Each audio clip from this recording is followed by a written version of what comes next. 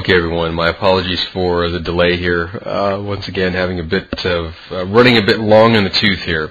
Let's get some perspective. Remember, trading lane that we've been tracking for what seems like forever. And please remember, there is a point to this. If you're getting bored with me talking about this trading lane, then you're getting bored with the realities of trading.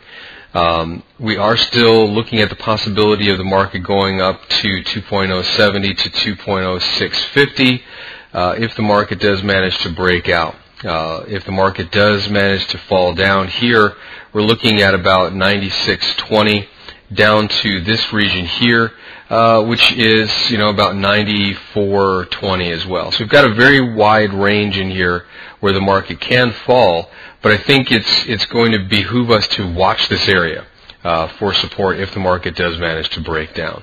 So we've got our long-term trend is up, our mid-term trend is up, short-term trend is down. That means we've activated a counter-trend possibility in this area, which means I'm looking to take trades against the short against the top here, long against the bottom here.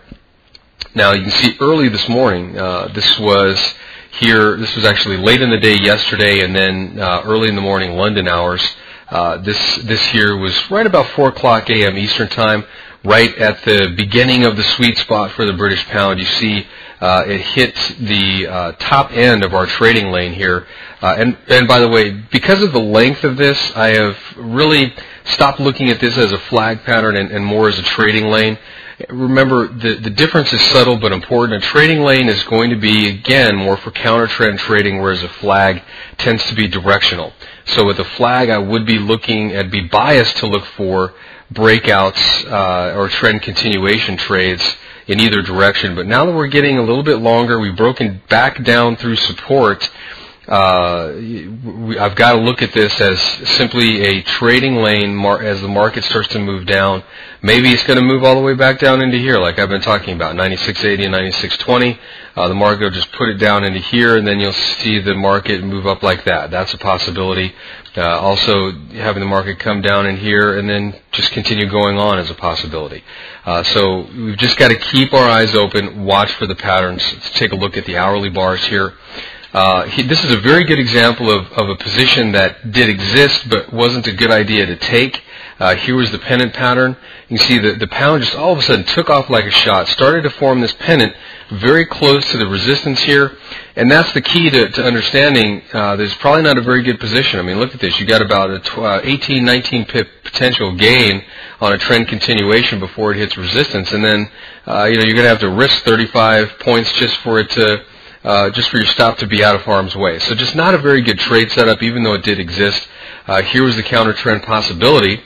As the market contacted the upper side here, of course the trade didn't actually happen until the market dropped down here to about 98.50. And if you've been paying attention, this 98.50 number is coming up time and time again.